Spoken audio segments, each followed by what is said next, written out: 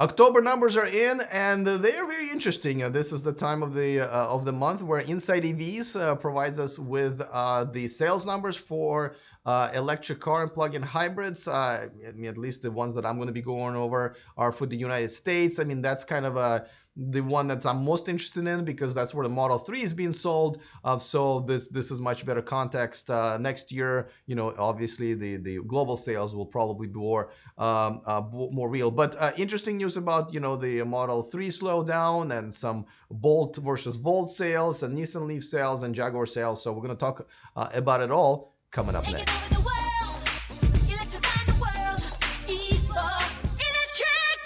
Did I press the button too soon to get to the intro? Sorry about that, but thank you to those of you who are watching me on Patreon, of course, supporting the show live, patreon.com/e4electric. And if this is your first time here on YouTube, well, welcome.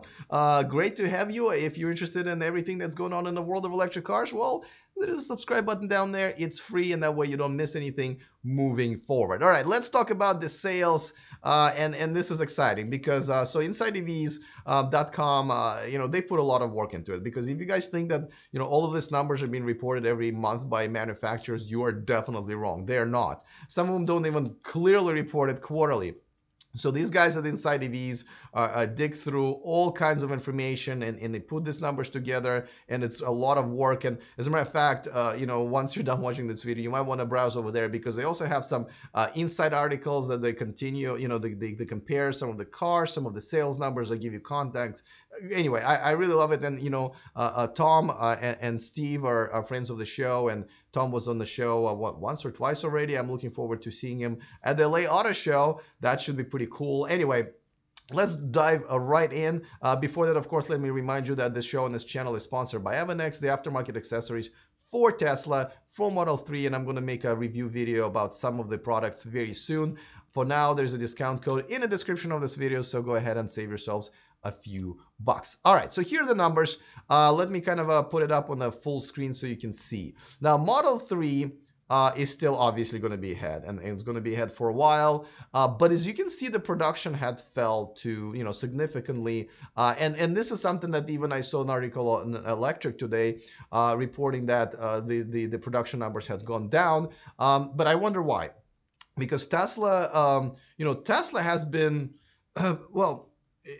There's now kind of a track record which we can guess, right? Right now they're coming up with or they're producing the mid-range Model 3, and for that they kind of need to maybe slow down the production to retool some of the process. So that's understandable. But what I don't quite understand here is that the numbers are actually lower for the Model S and Model X. As a matter of fact, almost 3 times less Model S were made, and 4 times almost of Model X. Now, I'm not really sure why there is a slowdown on those. I actually really don't. But that's but if you go back, and let me bring it up again, a full screen. As you can see, if you go back every 3 months, pretty much the month after the end of the quarter, the numbers fall for all models. Right, so that seems to be normal, but that's obviously that's unfortunate. Now, another thing I want to talk about is obviously if we look at the Chevy Volt versus Chevy Bolt. Now, look at the historic numbers here, and the Chevy Volt has been mainly outselling the Chevy Bolt, but this month, the Bolt outsold it by what, about 30%? That's very interesting. Now, the numbers are still pretty weak if you ask me about the Chevy Bolt, and I know you guys probably heard it 1,000 times me saying I think it's a huge missed opportunity on the part of Chevy, because they had this car that was the only car in the market other than Tesla with an over 200-mile range. It would be great in Europe. I feel like, I don't like the design, but I know in Europe this is a very acceptable design, and most importantly practical. It's a hatchback, which Model 3 is not, and they completely it's just a disaster. They never got behind it as far as their marketing campaign. They never made enough of them, and they never really sold them in Europe. So that's a missed opportunity. It's interesting that, and they said they were going to up the production by some small numbers, and maybe they have, but this is not good numbers for Chevy Bolt. And and even the Chevy Volt, I feel like, I mean, I'm a Chevy Volt owner myself, and I feel like this is a great car, and I haven't yet heard of from a Chevy Volt owner that wasn't like in love with the car. I love my Volt. Like, to be honest with you, I was pleasantly surprised, and there's a video on my channel about it. But these sales numbers are not growing, I have to say. And whether it's Bolt or Volt on top, I'm definitely surprised. I mean, this is a bit disappointing. Let me know if you think this is a disappointing or not. But I think it's not really. Now, so Honda Clarity, as you can see, they're hovering around 2,000 units. So up there, this is another really good plug-in hybrid alternative. And then if you look at Nissan Leaf, once again, it fell closer to 1,000. Once again, I'm disappointed because it's a decent car. Listen, if you take advantage of all the incentives, if you live in states like California, this is a $20,000 car, brand new, with a 150-mile range. I'm dumbfounded. Nissan is actually advertising this. Nissan is not shying away. They're behind this car. Their lease deals, their advertisement all over the place. I'm surprised that they're not moving this car very well. Now, this car is extremely well sold in Japan and Europe and Norway. So it looks like it's Nissan that's not necessarily that serious or not supplying enough cars to the United States market, and I'm very surprised because the numbers are great in Europe for the Nissan Leaf. And of course, my personal recommendation, if you are thinking about this car, wait until next year. Well, first of all, they will offer a longer range at some point next year. But even if you're satisfied with this 151-mile range, the battery is no longer going to be coming from Nissan's own production facilities. It's going to be coming from LG Chem, a very respectable battery maker. And most importantly, not just the battery quality is going to be better. They finally are going to have the active thermal management system. One of the biggest reasons why people refuse to buy this car, and now it's going to be there. And with a newer, refreshed look, I think this is going to be very, very compelling car for those who are on a budget and don't want to, or maybe don't want to spend 70, 80, $100,000 on a Tesla. So that's really good news. I'm really excited about it. But of course, the sales are,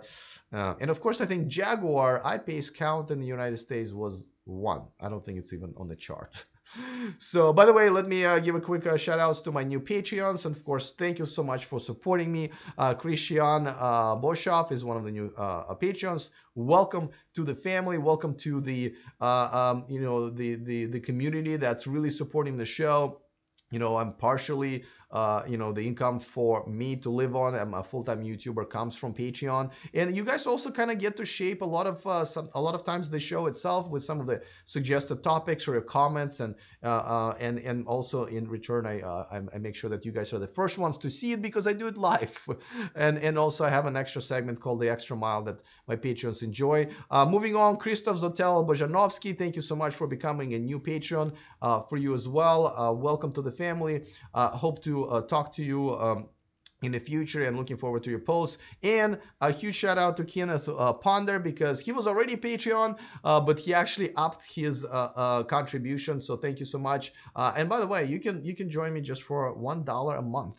And of course, don't forget to follow me on E4 Electric at E4 Electric on Instagram with some of the behind of the scene footage, like for example me interviewing Mayor. I put some interesting pictures there, and anywhere I go I just take interesting, I think, behind the scenes stuff that a lot of you kind of been asking me about.